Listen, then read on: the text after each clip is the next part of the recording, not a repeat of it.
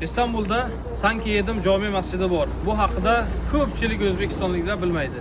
Nimaga? Bu masjid ko'p katta Sulton Ahmad kabi emas, Sulton Sulaymon masjidi kabi emas, lekin buni o'zgacha g'aroyib bir tarixi bor.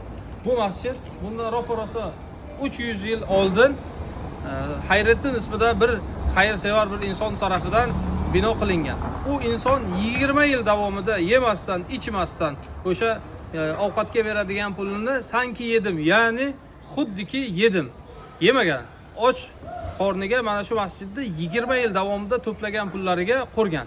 Bu masjid 100 kvadrat metr, ya'ni bir sotuq ustiga qurilgan.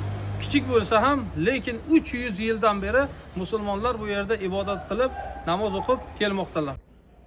Bu masjidga kirib borar ekanman, insonda ajoyib bir ruhiyat paydo bo'ladi. Chunki bir insonni qarang, ozgina samimiy niyati va amali, shuni yemasdan, ichmasdan biriktirgan ozgina puliga 3 asr davom etgan masjid qurish, Allohning baytini qurishlik baxti muyassar bo'lgan.